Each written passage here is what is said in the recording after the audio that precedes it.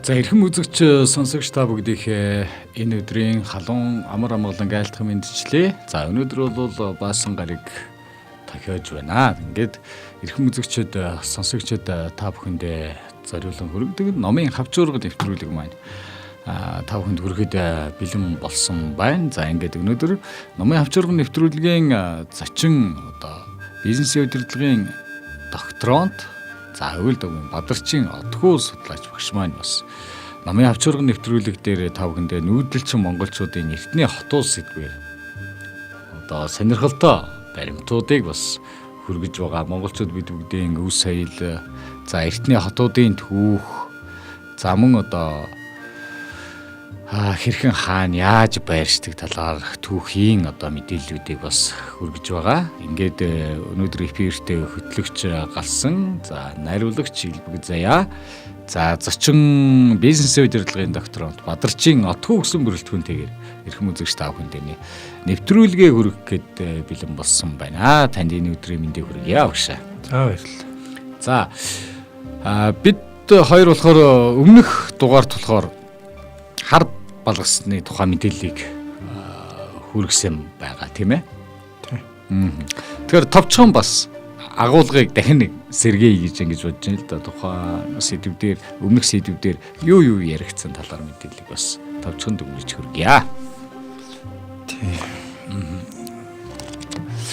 Яг тэгээд монголчууд бид ингээд хотуудаа судлахаар хэрнэлэх гайхалтай юм л да. Энэ хотыг ямар шүү байдалтай яаж зохион байгуулалттай гэдгийг тухайн үед л харуулсан байна. Цогцоор шийдсэн нэрэл гайхалтай. Энэ цаг үед бид ингээд уламжлаж авч үлдээд сэргээх хэрэгтэй болчихсон. За өнөөдрийн хувьд бол Кеданы үеийн холбоо, Кеданы үеийн хар бохын балгас, чин толгойн балгас, Сэрлэн Барсын 3 хотын тухай өнөөдөр л ярилцгалаа.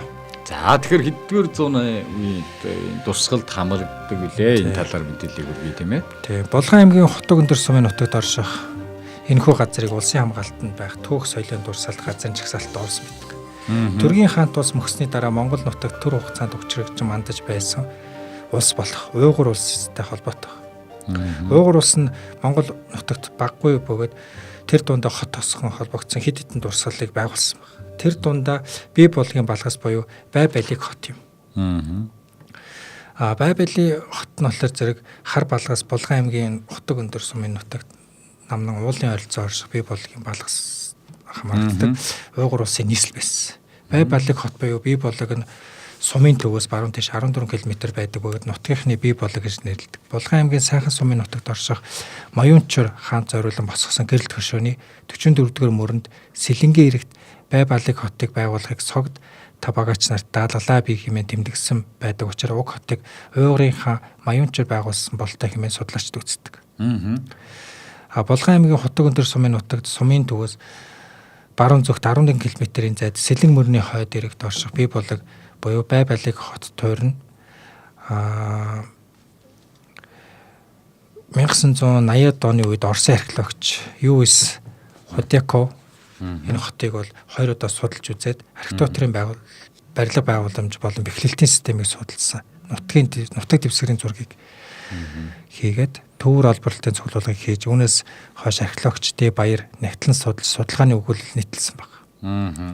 Эхний хэрэм нь болохоор зэрэг 238-ыг харьцан 237 м дөрвөлжин талбайтай тэгшүнцэгт хэлбэртэй чулуун шороо хойсон бөгөөд дээшээ нарийсан 3 м өндөртэй хойд болон зүүн талын хан дагуу газраас 6 м хүртэл өндөртэй шавар хан хадгалагдаж үлдсэн. Хэрмийн өнцөг болон ханаас гадагш гарсан хагас дугуй цамхаг байгуулсан байна. Цамхагийн суурийг тоосгоор байгуулсан ба хэрмийг чулуу шороо хольж хийхдээ хойд ханыг булангаас 100 м зайд орших ханы 2 цамхаар давхар бэхэлсэн баг. Өмнөд ханы төв хэсэг цамхаар бэхлээгүй хэрмийн хаал баг.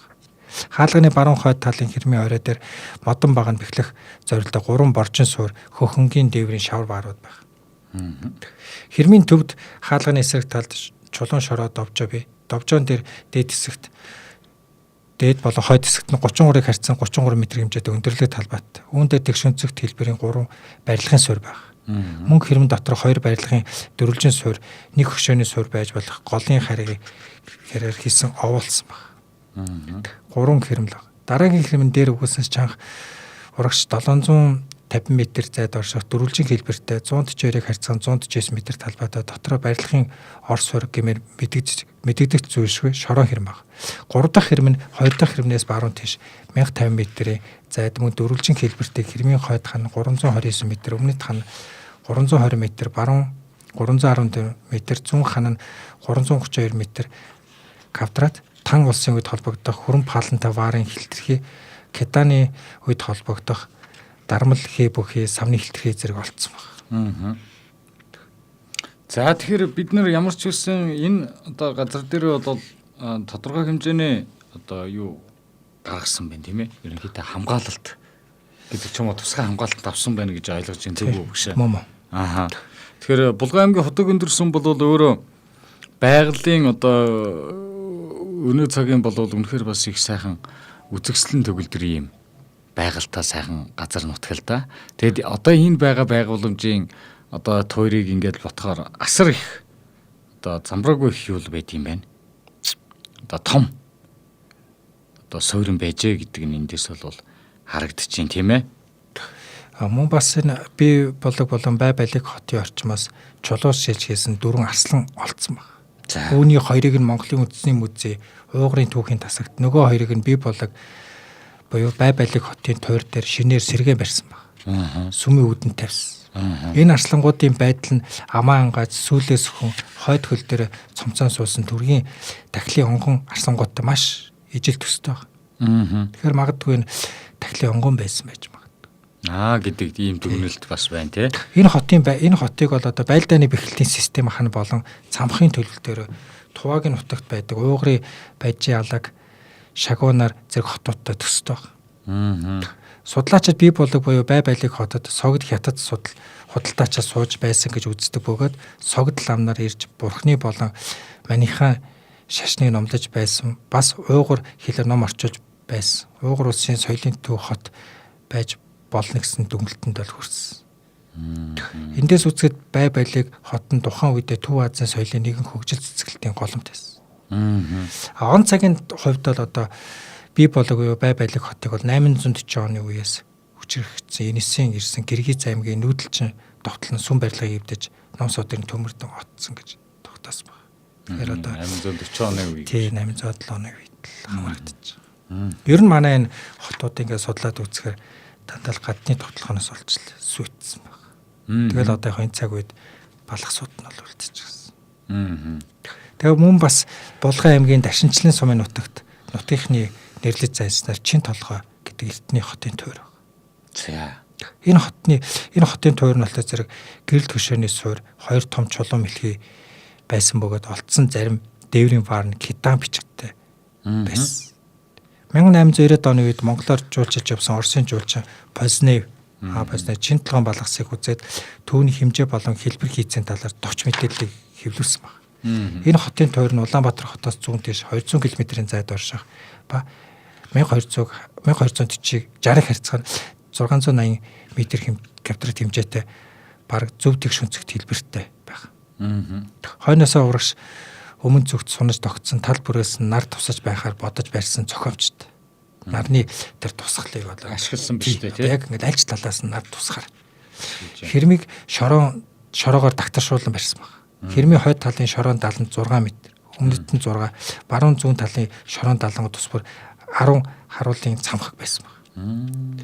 Тэдний балгасын дөрвөн өнцөг дээр байгаатай нийлүүлж тооцвол нийт 36 цончтой шороон далангийн өндөр нь 3-5 м өндөр. Өргөн суураараа 35 м хүртэл байгаа. Хэрмийн гадуур нь тойросон шуудуутай байсан байна. Тэр нь одоо болзошгүй үер ус тий. Тий, шуудуугийн дал нь болохоор 0.5 м. Харин шуудууны өргөн 3-4 м хийсэн байна. Энэ балгас нийт Чин толгойн балгас нийт 5 хаалгатай байсан байна. Зүүн талдаа 2, баруун талдаа 2, харин нэг хаалга нь хэрмийн өмнөд хэсэгт байна. Бүх хаалганы 3 талыг нь хаасан шавар хэрэм босгосон. Г хэлбэрт. Хаалганы хэмжээнд дунджаар 40-50 харьцан 45 м. Балгасын дундуур зүүнээс баруун хойд зүгт өмнөд гэж 2 хуваагд. Хойд талын хэрэм нь баруун зүүн 2 талын чих бүхий хаалганыг холбосон гол гудамжтай. Гол гудамжны урт нь 640 м, Өргөн нь 25 м. Балгасын урд хэсэг нь мөн баруун зүүн талдаа жиг бүхий голдон хаалгатаа бөгөөд тэдгээр нь хаалгын холбос өргөн гудамтай байсан. Тэгэхээр л манайх одоо нэрт дээрээс өсвөлэл хотууд маань ингээд ямар одоо их олон цогц төлөвлөлт энэ ирээдүйн хөгжил цэцэглэлтийг харж одоо бүтээн байгуулж байв гэдэг нь эндээс бол ингээд харагтаа явчихдаг. За энэ дээр өөр одоо жишээлбэл улсаас гэдэг ч юм уу эрдэмтэн судлаачдын одоо манай Монгол эрдэмтэн судлаачдын одоо за тэр мэдээж өмнөх юун дээр бол тэр Арслангийн одоо дүрснүүд гэл ингээл яригдчихэж байна. Ер нь одоо сүүлийн үед яг энэ тал дээр хэр их анхаарч байгаа вэ одоо энэ дурсгалууд руугаа. Тэгээ энэ хотын одоо энэ одоо тэ балгасхөө тэ хотын тойруудыг одоо ингээд судлахад асар хөрөнгө хүч шаарддаг.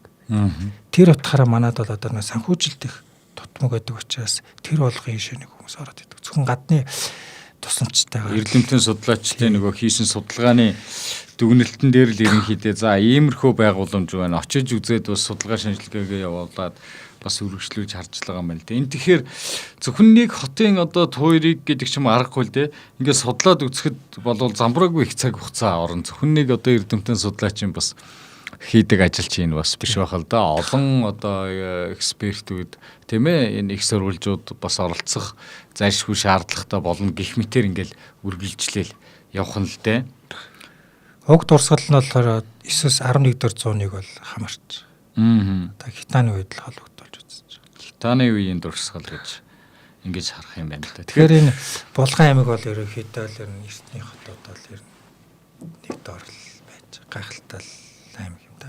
Тийм. Дээрэс нэг одоо ингээл одоо Булган аймаг бол өөрөө түүх дурсгалын хувьд бол ийм гайхалтай болчихсон юм байна. Байгалийн үзэсгэлэн бол өстой төгөлдөр газар да. Дээрэс нь одоо хүмүүс бас нэг их том зорих одоо ялангуяа хотог өдөр сумыг зорих гол шалтгаан чинь наан нь том аршаан байрлж байгаа шүү дээ тийм ээ.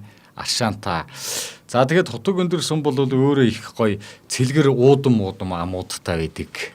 Тэрийг бол би одоо өөрийн биеэр очиж бас үтсэн хүний хувьд бол ингээ харагч чинь. Тэгэхээр одоо жишээлбэл та бүхэн анх одоо энэ подкаст гэдэг ч юм уу энэ нэвтрүүлгийг эхлүүлэхээс өмнө за Монголын одоо нүүдэлчин монголчуудын эртний хотууд гэж ингээл ярьсан.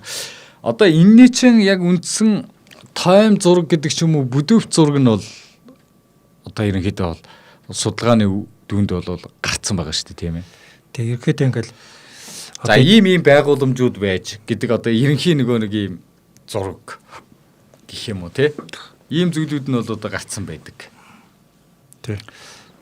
Одоо энийг хэрвээ одоо за яах вэ ийм том хിവэр нь одоо барьж байгуулж чадахгүй маа гэхэд одоо орон нутаг ч юм уу тодорхой бас менежмент хийгээд одоо манайх Булган аймгийн хотог өндөр суманда одоо манай ийм дурсгал байна. Хитааны үеийн тий. Тэгэхээр энэ дурсгалаа одоо бид нар бас ийм түүх соёл алил жуулчлалыг одоо хөгжүүлэх чиглэлээр энэ зүйлийг одоо бид нар тодорхой хэмжээнд одоо бий болгоно гэхэд одоо ямар одоо эрдэмтэн судлаачдын одоо энэ хамтарч ажиллавал зүй зохистой байх юм бэ хэрвээ байгуулъя гэж ингэж үзэх юм бол яг хоо би судалж үзсэн. Нэг хотыг одоо босгоё л да. за тэгэхэд нэг ойролцоогоор нэг 10-аас 20 их найт төгрөг. Тий одоо манайхаар бол одоо улсын төсөв манд л явчих. Тэгэхээр аймаг бол дан ганцаар бол энийг бол ягаад ч одоо босгож болох боломжгүй болчихсон. Тэгэхээр бид бол одоо орон нутгаас илүү гадаадын хөрөнгө оруулалтыг татаад тэгээд хөрөнгөөрөө босгоод энэ Улаанбаатар Монгол улсад байгаа энэ 21 аймагт байгаа одоо эхний урдаар те за бүх хотуудын бол бид бол босгож чадахгүй мөнгөний хувьд бол цаг хугацааны болчих тийм. Тэгэхээр гол энэ цаг хугацааны хувьд те яг одоо чухал үр гүйцэтгэж энэ нэг тийм яг үнэ хотууд байгаа шүү. 50 хотуудыг л юуны урдаар л босгож байгаа хэрэгтэй. Тэнүүгээрээ дамжуулж альжуурсаа хөгжүүлснээр тэн дээрээ дөрүүлж оржсэн санхүүжилтээр дараагийн хотуудаа зөвхөн хотууд ч юм зөвхөн одоо бол судалгааны явцад л явж байгаа шүү дээ. Тэгээ яг эцсийн шатандаа бол одоо яг тогтоогдоог зөвхөн судалгааны. За яг сүүлийн үед бол яг эрдэмтэд бол одоо сансараас судалж байгаа. Хотын зургийг одоо сансараас зураг авалт хийж хотын ерөнхий зургийг нь бол гаргаж байгаа. Тэгээ ийм байрлал байгуулсан ч гэдэг юм годом одоо ийм өргөн байсан юм байна. За энд одоо сүм хитнээс юм. Энэ одоо онгоны онгон шүтэн байсан юм байна. Одоо энд одоо зууны ч юм уу өвлийн өргөний ордны энд байдаг байсан юм байна гэх мэт. Энд бол газар тариалан хийдэг байсан юм байна гэж. Тэгэхээр одоо энэ хотууд нь юу илэрхийлээд байгаа гэхээр сая өнгөрсөн зуун бид харсан те. Үер усан одоо ингээл байгалийн гамшиг тохиолдоод. За ялангуяа Улаанбаатар хотод бол Зуслангийн бүс бол айхтар хамрагдлаа тий нэрвэгдлээ тий. Тэгэхээр энэ эртний хотод маань ерөөсөө энэ цогцоор энэ үер усын аюулаас хамгаалах хийдэг байсан. Одоо тэгэл хүн ам тэлэн тий нийгмийн хөгжил байна. Улаанбаатар хот ч гэсэн ялгаагүй бас тэр нэг төлөвлөлттэй юмнууд бас яригддаг тий сүүлийн үед. Одоо ингэж нэгээд эртний хотод ингээд судлаад үзэр хүн ам нэг 100,000 орчим л байсан баг. Одоо ингээд судалгаа хийдэг үзье. За 100,000 л хүн ам ингээд энэ хоттой. Ер нь ингээд бүх л хотууд л тийм байгаа. 50-аас 100,000 оршин суудаг тий. Хүмүүстэй тэгтээ тэнцэнэ бүх юм шийдчихсэн баг. За амьдралын. Тэгээд хотуудных ойролцоо ингээд босчихсон их гайхалтай л байна. Тэгэхээр Монгол инженерийн уран ухааныг бол одоо бид нар бол үнэхээр л одоо гайхал байна л да. Одоо энэ ч хэдэн мянган жилийн өмнөх юм бид яриад байна шүү дээ. Тий. Тэр яг одоо мэдхгүй те гадаад дотоодын улс орнуудад сурж ирсэн тийм инженер гэдэг ч юм уу тийм нөхцөл байдлууд бол байхгүй шүү дээ. Тэгэхээр энэ Монгол аюун санаа гэдэг чинь те дэлхийн төвлөсөн баг. Ерөөсөө дэлхийн төвл тий. Хууль, шинжлэх ухаан бүх л одоо юм бол энд л боловсруулагдаж, хилцэгдэж, хийгдэж, бүтээгдэж л байсан баг. Тийм. Тэрийг бол одоо энэ туйруудаас харж үлж байна. Тэгээ цаг хугацааны ирэхэд энэ хотууд маань нуурж одоо балгасалцсан. Одоо бид гадны жуулчтай авчиж балгасан дээр авчиж үзүүлэхээс илүүтэйгээр энэ хотуудаа босгоод гадны жуулч тэгээд хажуудаа хамгийн өндөр зэрэглэлийн жочд бодлыг бариад тэрэн дэхтэй нар сэргийгт хэрчим хүчээр аваад тэгээд саарл усыг тэнцэн боловсруулад усаа хэрэглээд тэгээд тийм дэлхийн хот яг одоо хотыг байгуулахаар хүмүүс амьдрах юм уу гэж асуугаад байгаагүй л дээ. Энэ бол зөвхөн үзүр маягаар л босгоно. Яг тэр хотын туйрын нэг л эртний аялал жуулчлалээ. Зөвхөн тэнд одоо хүн оршин суухгүй зөвхөн аялал жуулчлалыг л бүс болгоод тэнцэнэ гадны жуулчтай татдаг. Яг хажуудаа яг тэгээд өндөр зэрлэж авч бодлоо. Тэгээд Булган аймагт ингээл хотуудаа босгоч Булган аймаг иргэд үнэхээр хэрэгтэй те. Булган аймаг, Архангай аймаг, хөрс зэрэгэлдээ аймагуудын хүмүүсүүд нь тэнцэнэ одоо өөрийнхөө хийж чадах зүйлээ те гар урал ч юм уу сүм бүтээгдэхүүн ч юм юу ч гэдэг гад жимс тогоо ч юм авчиж зардаг. Тэрийг нь төр боломжийг нь хангаж өгөөл Монгол иргэдээсээ бол галжуулж зарж байгаа иргэдэд бол зөвхөн тэр үйлчлэгнийхээ зардлын тусгаал авч байгаа хэрэгтэй те захиалгын ус юу гэдгийг тэрнээс тэр түрээсийн төлбөрөөс бас чөлөөлөх хэрэгтэй. Тэгжиж Монгол улсын өрхийн аж ахуй ер нь дэлхийн өндөр хөгжилтэй улс орны Америк төрцөн Америкийн хөгжлийг хараад хахад дандаа өрхийн аж ахуй дээр суурилж хөгжсөн баг шүү дээ. Нэг том үйлдвэр барихаасаа илүүтэйгээр зөвхөн өрхийн аж ахуй тэр Монгол улсын иргэн отгүй юм уу те гас юм уу яг юу хийж чаддгаараа л тэнэгээрэл хийж чадаад илүү боловсронгуй болгоод хөгжөөд тэр нь л улс орны хөгжлөхөөс манайх бол одоо нэг л том үйлдвэр яриад улс ор хөгжих юм шиг юм яриад байгаа. Үгүй л дээ. За бид болохоор зэрэг одоо Булган аймгийн Хотог өндөр сүмийн нутаг одоо Намнан уулын ойролцоо орших бие булгийн одоо балгас гэдгийг бас ярьж байна. Чин толгоон балгас гэдэг. Таныгийн гот суурингийн дурсгалд Булган аймгийн Дашин жилийн сүмийн нутагт оршдог юм байна тий. Нутгийнхан бол чин толгоо гэж нэрлэдэг. Тий. Кеданы үед холбогдох 3 дахь хот тойр нь болохоор зэрэг Хэрлэн Барс гэж. За, Хэрлэн Барс хотын цаа. Хэрлэн Барс нь болохоор Монгол оронд байгаа Кеданы үеийн хотын тойр балгасаас одоо хамгийн гайхалтай. Энэхүү балгас нь бол Дорнот аймгийн Цагаан Уваа сумын нутагт Чой болсон хотоос баруун тийш 86 км. Хэрлэн голын хэрэгээс аймгийн төвөөс одоо сумын төвөөс 80 км тосон хулстай байгалийн нөөц газарт хил залгаа оршдог. Сүхбаатар аймгийн төвөөс 160 км оршдог. Хинтийн Чингисхутаас 200 км. Онон Балжийн байгалийн цогцлбох газарт оршиж. Дадал орчмоос 180. Дагуурын эко бус нутгаас 300 км, алкогол бус нутгаас 200 км оршиж. Тухайн хэрмэн болохоор зэрэг дөрвөлжин хэлбэртэй байна. Баруун талын хааны урт нь 1900 м. Хойд ба зүүн хааны урт нь тус бүр 1700 м. Урд хаан нь 1530 м урттай. Хэрмийн өндөр нь одоогоор ингээ олж илэрүүлснээр л 1.5-аас 2 м өндөртэй. Зузаан нь 3-аас 3.5 м. Их хэрмийн гадна талд нь харуулын хараад цамхаг 3 байсан баг. Үүний нэг нь хэрмийн баруун талд хоёр нь зүүн тал байсан баг. Их хэрмийн өвний тэсэг 5 давхар суур байсан. Тусгай өндөр довжаан дээр барьсан чулуун хэрэмтэй 4 том барилга, бас том жижиг суурга, ор суур нийт 10 гаруй байсан баг. Их хэрмийн гадна 7 давхар суурга бас байсан баг. Дээр дурдсан хот болон сүмийг 1731 онд монголоор айлж явсан хятадын жуулчин Гүн Жижи яв боёо Хау Чи Сэло үзэж тэмдэглэсэн баг. Төв Азийн одоо юм байна. Ийм зүйл байна гэдэг тий. Төв Азийн бүс нутагт цорын ганц үлдсэн Китаны үеийн дурсгал. Хэрлэн барсын туйрн. Энэ цамхыг манай эртний 9-р зууны үед хүчрэг байсан Китан гүрний үетэй холбогдож. Тэр үед Китанчууд нийслэл хотоо энд байгуулахаар шаваа тавих үед нутгийн хүмүүс бараар айлгаж буцааснаар ий нэрийдсэн домогтой гэж үзсэн. Судлаачид 7 м орчим энэхүү өндөр багныг мөн ямар нэгэн хотын харуулын цамхаг байсан гэж үзэж байгаа. Одоо байгаа шүү дээ. Хэрлэн барсын тэ цамхаг. Хэрлэн барс хотыг 1955 онд баг зэрэг малтаж шинжилсэн баг. Шинжилгээний ажлыг хэрмийн дотор байгаа чулуун хэрэм бүхий 4 барилгад зориулсан бөгөөд тус суургыг орыг мөн малтаж үзсэн баг. Шинжилгээнээс дүгнэж үзэхэд энд чулуугаар барьсан 4 сүм байсныг гол их сүм чулуун хэрмийн хоймор байсан. Дугнууд нь 4-6 багантай өнгийн палантай шатаасан хөх тоосго ба шавар баримлахын явуулзаар нарийн чимэлэгдсэн тансаг сайхан зүйл байсан баг. Сүмүүдийн дотроос олон төрлийн явуулзаас гадна мал, хүн, амьтны зэрэг луу, зэ, бад зэрэг ноёмсыг дүрс олон гарч ирсэн баг. Хэрлэн барс хот нь 10-аас 11-р зууны үед байсан Китан улсаас тус улсыг нутагт байгуулсан олон хотын нэг нь баг. Тэгээ энэ яг буддын шашинтай холбогдож байгаа. Бас түүхтэй нь холбогдох нь шүү дээ. 10-р зууны үед Монголын газар нутагтаа ноёлоо дотоож байсан Китан улсын үед баригдсан. Тэгээ Китанчуудын гарал нэг хил, нэг ухсан ард түмэн гэдгийг хятадын болон гадаад эрдэмтэд судлаач нотолсон баг. Китанчууд Төв Азиад төр улсаа байгуулсан тухай үедээ байгалийн шинжилгээ ухаан техник илүү хөгжүүлсэн баг. Тэр дотор одоо ган хайлуулж боловсруулах үйлдвэр барьсан. Тэнүүгээр болоод тэргүүлдэг гэсэн. Тухайн үед л одоо тэгэл ган боловсруулдаг гэсэн юм шүү дээ. Түүний нэг жишээ нь болоо Хэрлэн барс хот юм.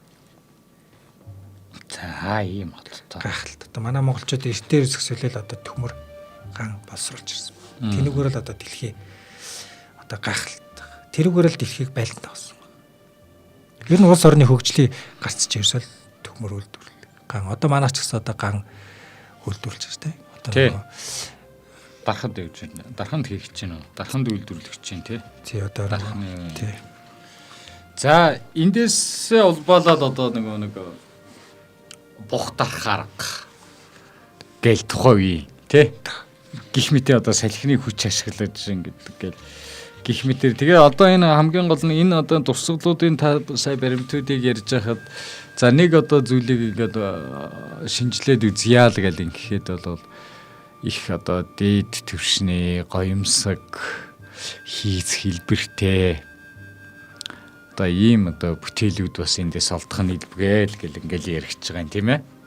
Ер нь монголчууд эртээ өсгсөлөд ер нь эрхэмсэг ард байсан. Маш их эрхэмсэг. Гоо сайхны хувьд ч тэр ах уу амьдралын хөгжиж тэр орсон сууж исэн хот тосоод гэр оронч гэсэн эрхэмсэг. Ерөөсөл Монгол үндэсний үг гэдэг чинь ерөөсөл эрхэмсэг оршуулга. Монгол дээлтэй, Монгол хувцс, Монгол гэр ерөөсөл Монгол ах уу соёлогдчих өөрөө л эрхэмсэг. Тэгэхээр монголчууд бид бол ер нь их тийм эрхэмсэг сайхан ард. Тэгээ тэрийг одоо түүх илэрхийлээд тийм тэгж байна. Ялцч одоо энэ дээр эрхэмсэг л одоо дид тэнгэрээс заяасан дэлхийд ганцхан л цор ганц эрхэмсэг ард юм уу да. Би л одоо тэгж бодож байна. Буддын шашны түүхтэй бас холбогдож байна тий. Хэрлэн барс хотын түүх бол одоо эргээд харах юм бол шашны одоо зан үйлийн хэрэглэх түүнүүд одоо мэдэрч тэндээс гарч байгаа байх. Тэр нь бол одоо түүх юм бол оюун санааны монголчуудын оюун санааны ертөнцийн бас томоохон нэг одоо баримтын гэрч бол энд бас явж л байгаа. Тий одоо энэ дэлхийд одоо шинжлэх ухааны гол суурь философи шүү дээ. Тий. Энэ философи чинь энэ суурийг үндэслэгч анхдагч нь монголчууд л.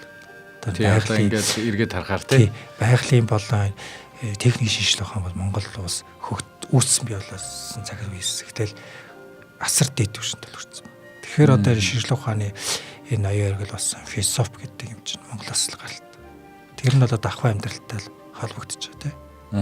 Одоо жишээлбэл Хэрлэн Барсгатын туурийг хоёлаа ярьж байна. Одоо тэгэхээр энэ тэр хотын нэр гэсэн бас их өрөмөц сонин түүхтэй холбогдож таархнад бар одоо дайрсан гэж та бас сая баримтан дээр тий манч гүрний хаан Монгол нутагт өөрийн нэг хөөх суурьшуулан суулгах гэж одоогийн Дорнот аймгийн нутаг Хэрлэн голын хөвөнд хот сууринг байруулсан баг. Тэр байдлыг мэдсэн нутгийн олон нууцаар цуглаж манай энэ сайхан нутаг харь гүрний эзэмшил болох нэ.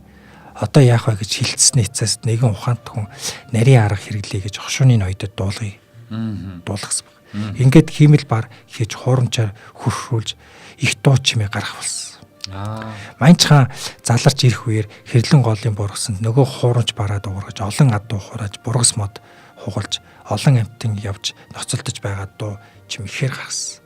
Нойтон газар мөр гарах гих зэрэг олон шин дараал их ажил хийсэн. Тэгэхэд манч хаан үүнийг сонсоод энэ нутаг хэдийгээр үзэсгэлэн төгс сайхан боловч бар ирвс араатан ихтэй нутаг юм байна. Ийм нутагт хот суурин барьж байгуулж болохгүй юм байна. Хурдын энэ ажлыг зогсоё гэд яаралтай нутаг ботсон.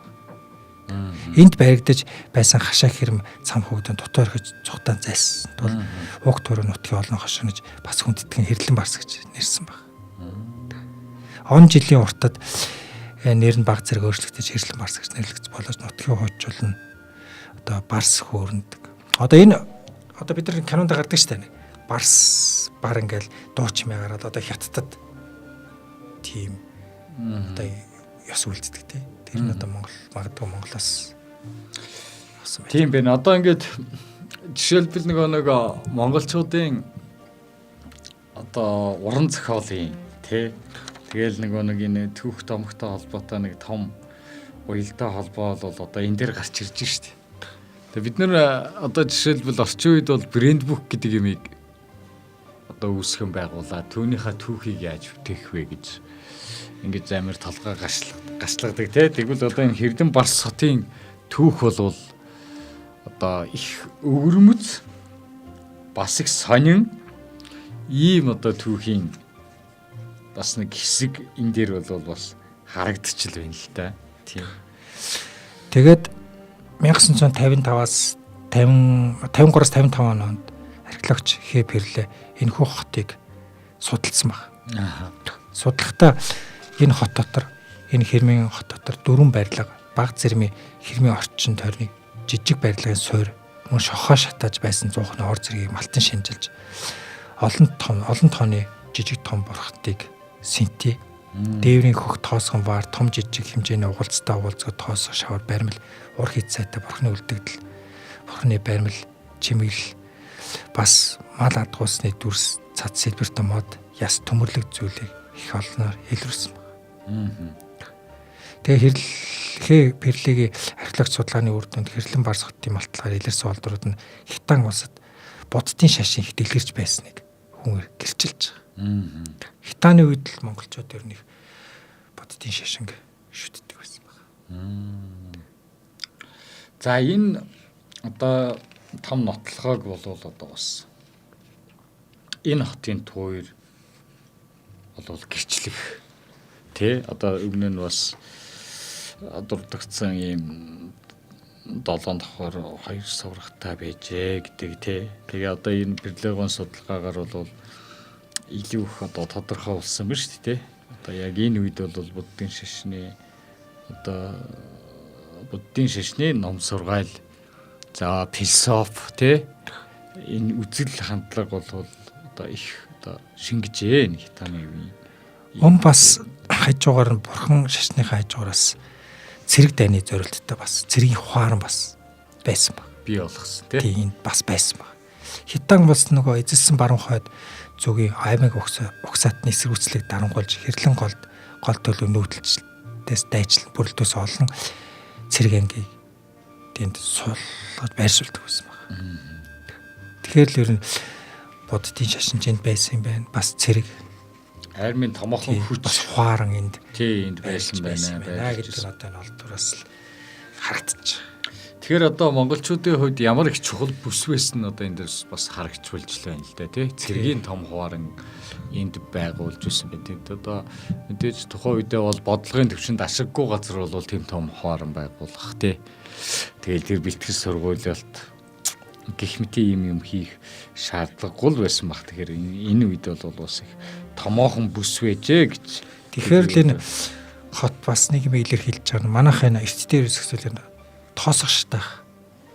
Тэ арга технологи манайх бол нэвтрүүлсэн баг. Тэгээ одоо их хөх тоосох гэдэг үг их одоо түүхийн одоо их олон зүйлүүд дээр одоо харагдаг. Тэр тоосго өнөөдрийг хүртэл бас тэр хагархаа эмтэрхий тэр зүйл нь одоо яг байж л гэдэг тий. Гэмэнд дааж тэгээд тэр хөх тоосго нь одоо их ховдож. Тэрийг хүмүүс нутгийн иргэд болон бусад эмчилгээний журмаар их олборлт юм шиг л. Яа тийм бол тэр нь эмчилгээний зорилгоор ашигладаг гэж би сонссон. Тэр магадгүй. Тэгээд ийм хөх тоосгоны ирэл ховдож. Тий. Ирэл их байдаг. Тэгвэл энэ чинь бас түүхийн дурсгалын нөгөө нэг ийм зүйл бас тийм юу урвалд ороод янз бүр болдог юм байна л тий. Тэгэхээр л монголчууд энэ хот тоосготой байгууллагатай хүнд эко ээлтэй маягаар одоо бидний хэлээд байгаа нэг стандарт гэдэг байгаа юм чинь биш тий. 1000 жилийн өмнө монголчууд нэвтрүүлчихсэн ахуй амьдралд. Одоо бид нар ч ISO болгож шүү дээ. Тий ISO гэдэг нь олон улсын стандарт. Энэ бол яг олон улсын стандарт гэж юм л да. Яг манайх бол одоо ингээл яг орцоос нэгсүүлэл гарц хүртлээ бүх процедурыг бүр ингэ шинжлэх ухаанчаар ингэж хийж хотоо босгож тэгээд тэр боссон хот нь хүнд ээлт тэнд байсан хүн урт насалдаг сэтгэл санааны хувьд ч гэсэн тайвшруулдаг. Сэтгэл ханамжтай. Тийм учраас Монголын эртний хотуудыг гадны жуулчид ирж үзээд бүгд дуу алдчихсан.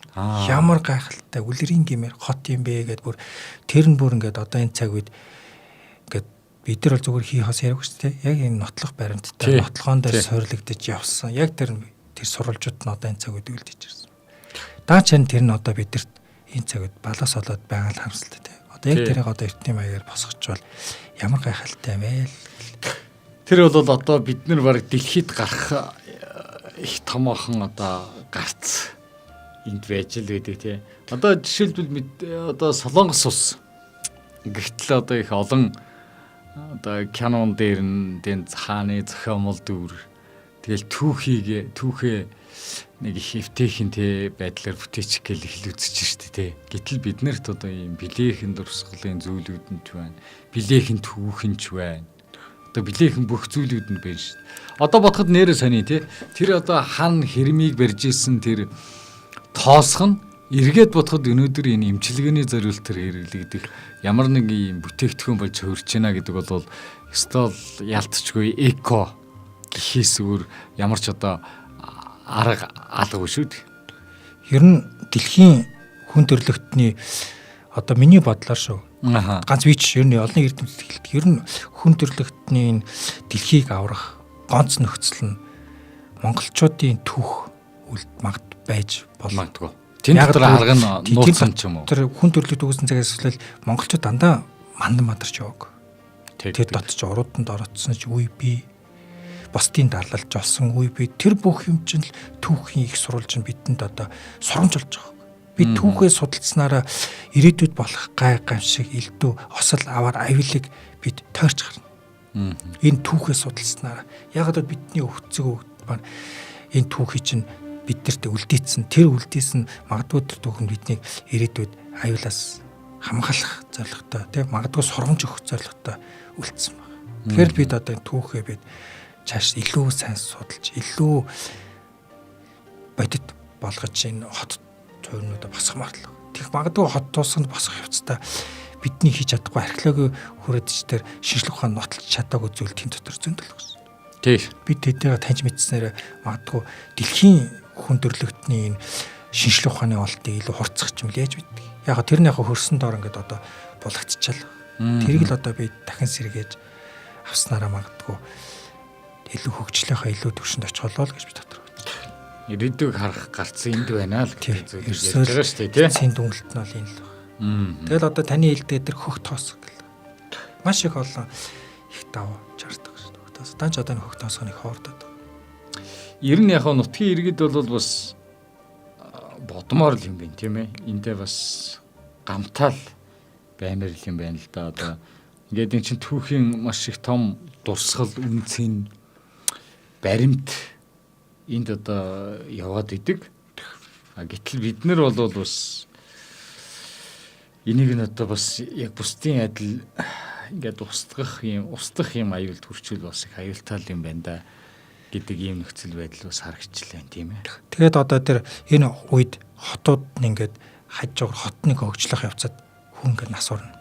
Тэр насурыг насурахад байгаль дээлтэй аргаар монголчууд нутгалдаг гэсэн байна. За одоо энэ цаг үед бидний тулгандаад байгаа асуулт л тий. Тийм шүү дээ. Одоо энэ талан давхрыг яах вэ? Нарангийн их наран гэдэг одоо нарангийн ингэр гээл нэг оршуулгын эн чинь одоо асар их хорт бодис ялгараад байна гэдэг. Энд ч одоо хүн гэдэг чинь байгальтай маш олон жилийн хугацаанд задардаг юм байна. Тэр задрах явцдаа байгальд хийв болж тий хорт хийв болж ялгардсан байна гэдгийг монголчууд хэдэн мянган жилийн өмнө таньж мэдээд хотынхаа хажууд одоо тэр оршуулгын зан үйл гэдэг гэсэн. Энэ яг одоо дараагийн сэдвүүд бол илүү яригадаад илүү дэлгэрэнгүй болоод ихээр хүмүүс илүү дэлгэрүүлж авч үздэг.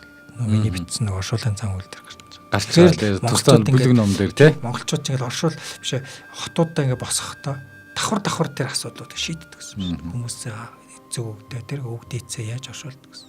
Энэ бол эргээд ботход бас эмзэг сэдв шүү тийм ээ. Одоо жишээлбэл тэрийг их зөв шийдэхгүй бол одоо яг өнөөдөр бол яг тэр чимэг хотын асуудал бол улс орондоо ярил зардагдаад тулгамдаад хилчлээ шүү дээ. Тэгээ яах вэ, ийх вэ гэдэг ийм асуудлууд явж байгаа жишээний. Тэгэхээр энийгээ хүртэл бас тооцдог байжээ гэдгийг эндээс харж байна тий. Тэгээ яг тэр их соёл иргэншилтэй байсан арт түмнийг гадны улсууд ялагдаж тий одоо явсан учраас тэндээ хатаархт юм уу нэг бол юу гэдгийг тий ер нь аль болох Монголын түүхийг аль балартуулдаг. Их зэрлэг байсан. Ерсөөлөг соёл иргэншилгүй байсан. Нүүдэлж арт түмх гэрлэг соёлгүй. Тэгэл хаадуртай газар нүүдэлдэг гэсэн мэтэр төсөөлөд одоо ч тэгж ярьдаг шүү дээ. Энэ бол үгүй маа. Тэгээ нүүдэлж арт түмх гэдэг чинь хүн төрөлхтний хувьд бол асар том үр гүйцэтгэсэн байна. Тэр зам хөгжлийн явцад асар их хот тосцуудыг яаж босгодог гэсэн. Хот тосгодоо босгох хажуугаар тэр хотын байгууламжийг тэг яаж шийдэх вэ гэдгийг хүртэл шинжлэх ухаан шийдчих гэсэн юм шүү дээ. Тэнүүгээр л одоо гахалтай юм даа л гэж бодох юм да. Үнэхээр гайхалтай. Одоо ингээл ботхоор. За одоо тэгэд отхуу докторийн маань оршуулгын зан үйлийн тухай бүлэг сэдв болвол энэ нүүдэлчин монголчуудын эртний хотууд гэдэг энэ ном мэн агуулга тусны дараа үргэлжлүүлээд ингээд орж ирнэ. Тэгэхээр одоо ингээд тийм тодорхой хэмжээний цогц ойлголтыг бас тий хотыг дагсан одоо манайхан бол чимээгүй хот гэж ярьж байгаа. Тэр төлөвлөлт нь ямар байв? Ямар зохион байгуулалттай байв? Яаж хийгддэг байв? Ямар ёс заншлыг баримталдаг байв? Гэх мэтэр тийм ээ. За ингээд явах нь бол одоо гарцаагүй.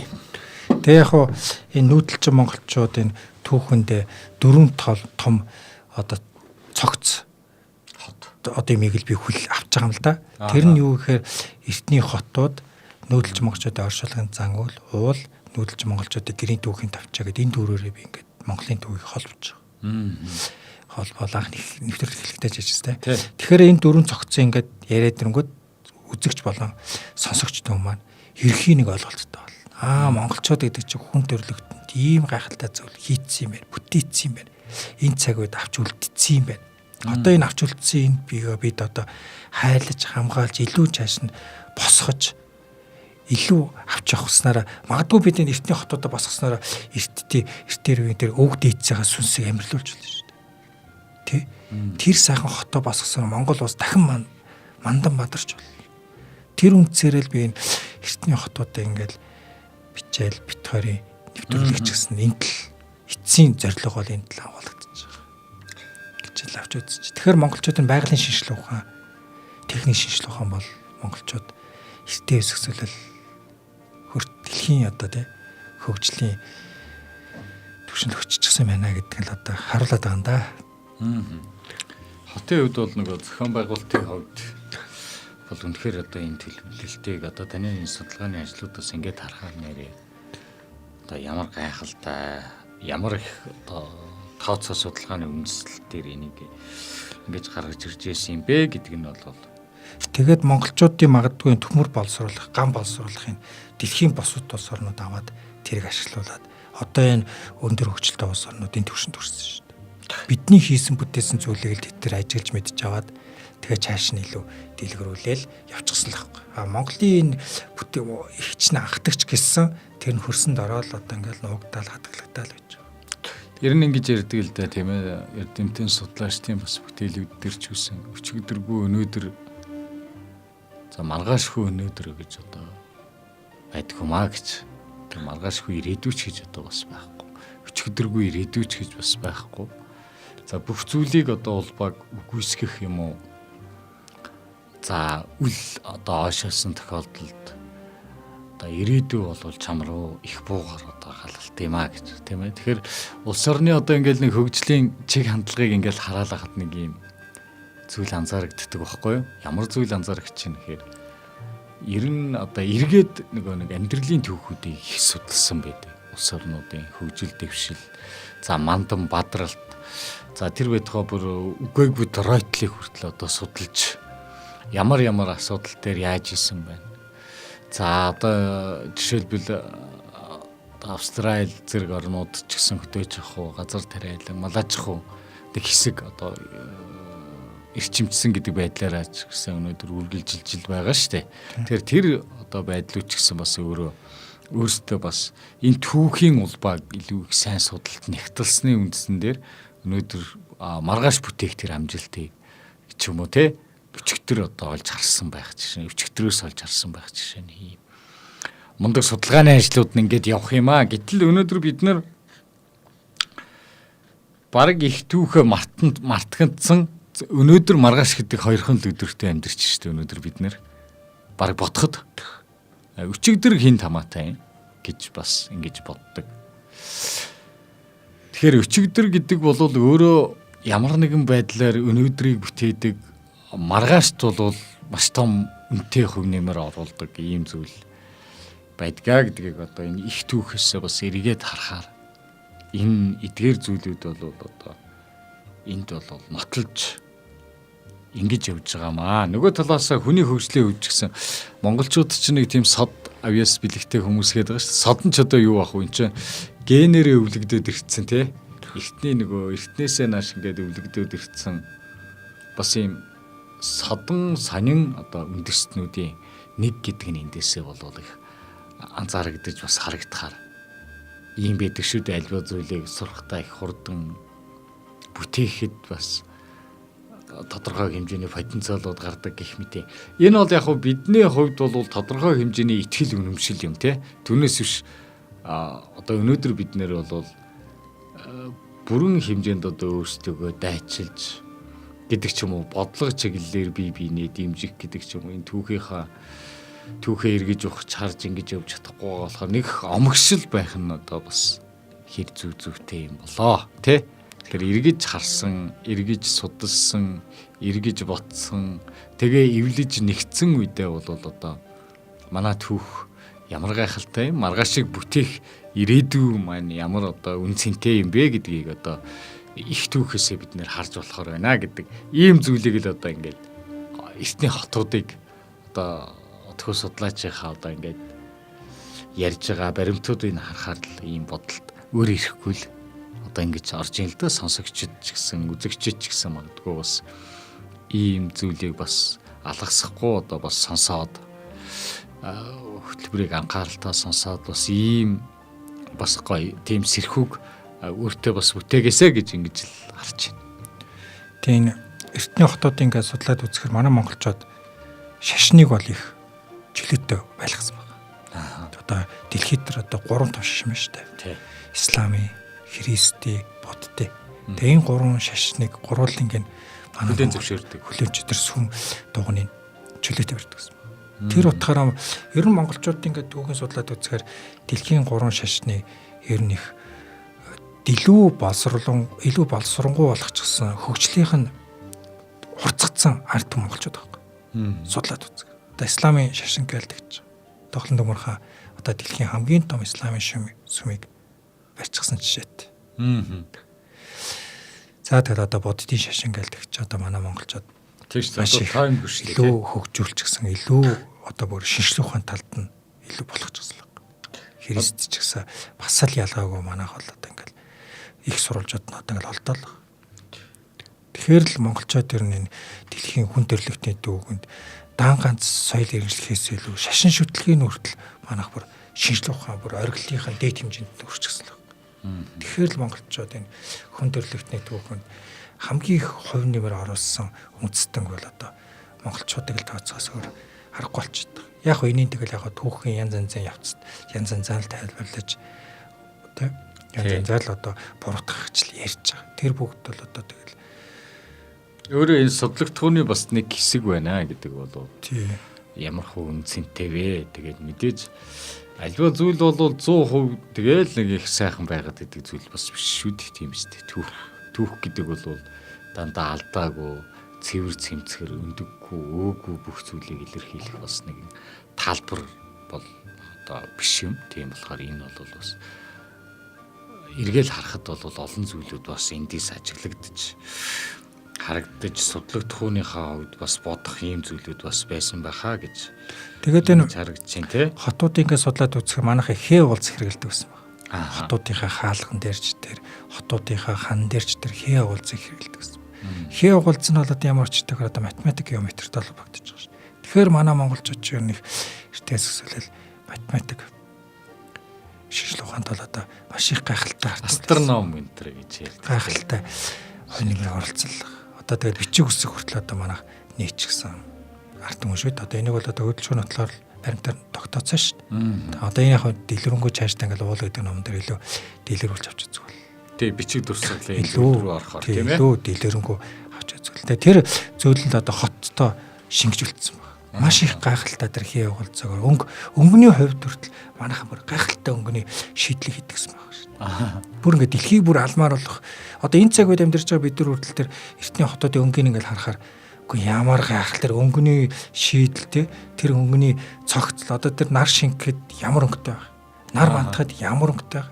Хаанаас нь яаж тэр нар тусахад тэр сүм тэр хот тэр одоо тэр хотуудынхаа тэр зүйлийг илүү дэлгэрүүлж харуулж байгаа. Яг тэр нар бантах шингэх магадгүй үд дундын нар ямар байхад тэр тусахад тэр өнгөний цогцол ямар гэдгийг бүр ингээд цогцоор шийд бүр ингээд үгээр хэлхий аргагүй тийм зүйлийг монголчууд ингэ хийчихсэн шүү дээ. Өнгийн хүртэл одоо бүр гайхалтай шийдсэн байна. Тэгэхээр л гайхалтай те.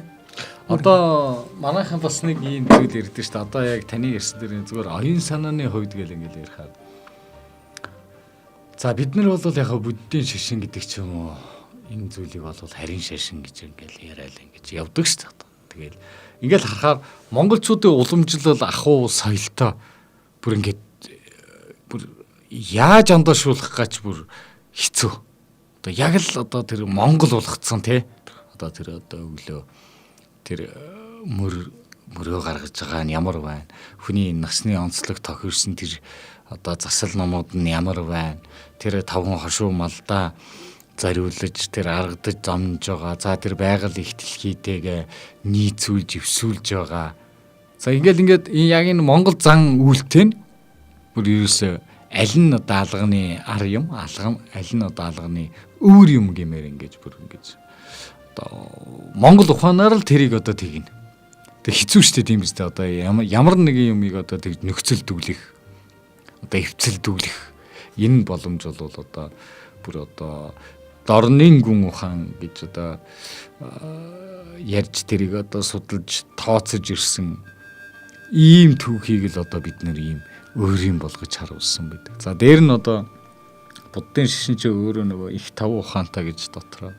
За түүний одоо нэг урлагхан ухааны нэг хэсэг бол одоо энэ ялтчгүй одоо хоёлын энэ эртний хотууд дотор ч гэсэн ярьж л байна. Энэ урлагхан ухааны нэгэн одоо салбарын томоохон жишээ, томоохон төлөөлөл бас энэ дээр байж л байдаг тий.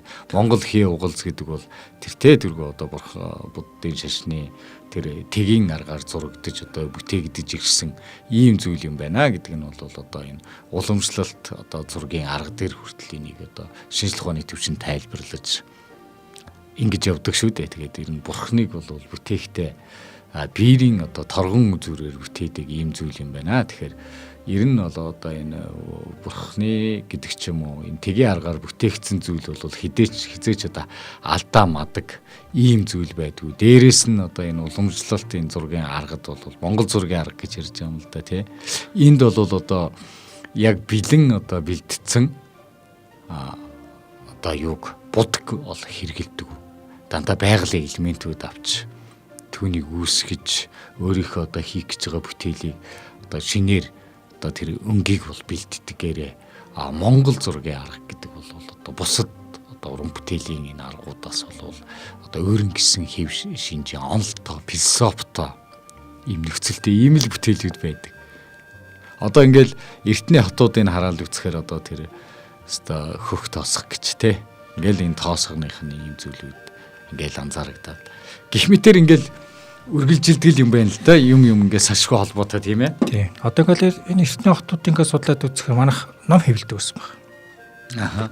Номын бас нэг юм. Тий, хэвлэх үйлдвэртэйсэн баг. Одоогор бол одоо хэвлэх үйлдвэр.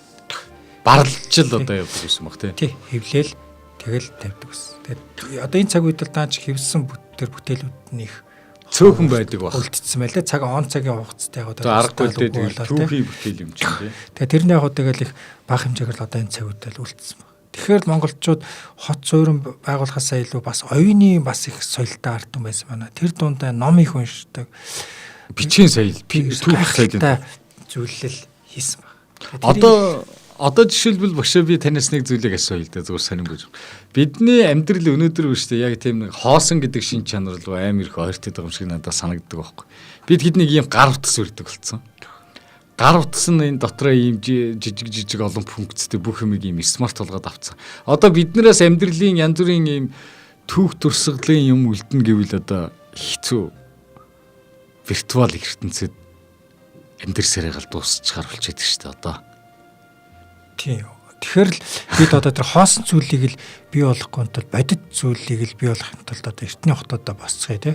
Магадгүй та бүхэн анх нэвтрүүлгээд эхэлж байгаад ярьжаасаа тэр үлэг хөрүүлийн музейг хотод биш яг тэр өмнө говьд тий яг тэр хэрмэн цамын тэнд орчны бүрдүүд 90 гал юу вэ гэж яг ямар дэлхийд гайхахтай хэмжээний тэр цэцэрлэг сүрээр барьж байгаа хэрэгтэй. 90 гал юу яг тэр махчм амьтдны ямар байсан үсэн дижилтнүүдний ямар байсан ан олзоо яаж хийдэг вэ яаж хэрхэн өндөгөлдөг вэ өндөг нь яаж хагардаг вэ үйлчлэхээ ямар төвшөнд яаж хийдэг тэр бүгдийг харуулсан тэр 90 гал үеийн тэр бодит орчин бүрдүүлж явах гоо тий. Одоо бид нар бол бодит орчинхээс илүү виртуалаар л үзэж байгаа зү. 90 гал үе тий. Яг хиймэл оюун ухаанаар хийсвэрлэлээр төсөөл маягаар л үзэж байгаа болохоос яг гартаар гэж нүдэнд үзэгдэх зүйл бидэнд бол байхгүй л. Тэгэхээр энэ байгаа зүйлийг бид босгох хэрэгтэй. Зарим нэг эрдэмтэд ярьдаг шүү. Би тэнтэй санаа нийлдэг. Гэхдээ виртуалаар ингээд эртний хотуудаа босгож ял. Зүгээр л ингээд үдний шил зүгэл үтсчээ. Үгүй маа. Тех шаардлахгүй шүү дээ. Яг тэр эртний хотуудаа босгоход өөртөө очиж үзүүл гайхалтай шүү дээ. Тэрнээс ш одоо амьгүй зүйлийг таны хэлдгээр одоо хоосон зүйлд одоо бид дэндүү автаад байгаа. Одоо энэ нөгөө хөгжилтэй хөлний илүүлж байгаа анч тэр юм уу мэдхгүй. Ямар нэгэн байдлаар ингэж байна. Тэгэхээр за Монгол хүн болвол нэг ийм зүйлийг илүү одоо шүтэж ирсэн гэдэг ч юм уу дээдэлж ирсэн нь бол нэгдүгээр тодорхой. Юу вэ гэхээр хамгийн ихний ээлжинд бол альва зүйл бол чи альва зүйлийг хийхдээ одоо энэ зүгээр хөв хүнд нэг хүүхдтэй захиж үлдээдэг тэр үгнүүд гэдэг ч юм уу энэ олон зүйлүүдээс харж болохоор байгаа байхгүй. Бодит зүйлийг бий болгох гэж. Бодит зүйлийг бий болгох. Бодит зүйлтэй чи өөрийгөө харьцаж үз гэдэг те энэ нөхцлүүд бол өөрөө бас энэ зүйлүүдийг одоо бас их олон жилийн өмнөөс харж бас ийм одоо оюун санааг гэрээлж ингэж үлдээсэн юм байна да гэдэг ийм бас бодлууд төрдөг л дөө. За ингээд монголчуудын нүүдэлчин монголчуудын эртний хотууд гэдэг энэ сэдвийн за бас нэгэн дугаар 5 хүнд хүрээд өндөрлөх гэж байна. За дараагийн дугаараар одоо нүүдэлчин монголчуудын эртний хотууд цуврал одоо хөтөлбөр маань ямар одоо сэдвүүдийг онцлог явах вэ? Онцлог хөргөх вэ? Он цагийн дараалал явчих. Одоо бид бол одоо ингээд дараагийн сэдвүүд бол эзэнт Монгол 12 дугаар зууны үеийн их Монгол улсыг байгуулсан. Яаж байгуулагдсан юм бэ? тэр үед бол одоо илүү сонирхолтой сэдвүүд бол яригддаг. Аа. Он цагийн дараа Одоо бид нар бол илүү одоо ойрхны мэдих тийм ээ. Олон жил нөгөө түүхийн хичээл заалгуулсан гэдэг шиг тэр түүхийн хичээл дээр дурддагдаж, дуурсагдж өнгөрч ирсэн баримтуудаас өнөөдөр бид нэр бас тэнд байдаг да, энд байдаг да гэж янз бүрийн одоо аахаа ч юм уу бусад одоо тэмцээн янз бүрийн юм асуулт хариултан дээр голцоо хариулдаг энэ хотуудын одоо нууцын талаар үгэлж ярилцах нэ гэж ингэж ойлгож байна. Миний энэ одоо бичсэн нүүдэл сонголчид эртний хотууд ном бол энэ цаг үедээ л байгаа. Магадгүй жилийн дараа юм аа жилийн дараа мэдээж шин хотууд үүсгээд гараад ирнэ тий. Олсон. Тэр цагт бол одоо тэгэл арай илүү баяжигтай л юм. Миний энэ ном бол одоогоор бол яг энэ цаг үед олцсон байгаа. Хотуудын талаар бичиж байгаа. Цаашдаа зөндөл хотууд олдно. Одоо чинь сайн үндэстэн Монгол гэлдэг. За тэгэл Монголын бол одоо сайн үндэстэн хот нь хаана вэ гэлдэг. Одоохондоо яг сайн үндэстэн хот нь олдоогүй л. Цаашдаа олдтол бах гэх мэтчлээ ингээл цаашдаа ингээл илүү түүхмаар илүү сонирхолтой гоё болох. Энэ бол ирэл болж штэ тий. Ирэл хийж байна. Тэгэхээр энэ бол ингээд олдоод ингээд явах нэ. За ингээд эрхэм үзэг сонсогчдоо номын хавчуурга нэвтрүүлэг та бүхэндээ Баасан гаригийнхаа дугаарыг ийхүү хүргэлээ.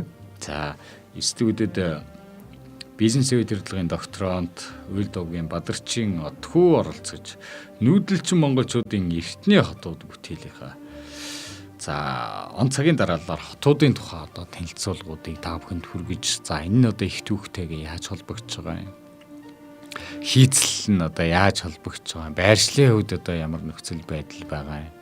За ирээдүйд ирнэ Монгол улсын хөгжил яаж одоо хаашаага яаж урагшлах ёстой. Тэр нь магадгүй их түүх дотор чин ирээдүй чинь уугдаад байгаа юм шүү. Энийгээ хэдүүлээ нэг хамтдаа ухаарс ихээр яа. Хамтдаа бас ийм зүйлүүдэд бүтээж босгох тал дээр хүч нэгтгэе гэсэн. Ийм саналуудыг одоо уриалга бас мөн мэдээллийг бас ингэж хөргөж байгаа юм шүү. Ингээд те студиуд хөтлөгч галсан найруулагч Хэлбэг заяа. За зочин одоо оролцогч Бадарчин Отхүү нар байлаа. Ингээд Баасан гаригийн дугаартаа номын хавчуурга хөтөлбөртэй хамтдаа байсан эрхэм үзэг сонсогч та бүхэндээ гялалаа. За ингээд даваа гаригийнхаа яг энэ цаг мөчөд эргэн уулзтлаа. Түр баяр та үзэгчтэй.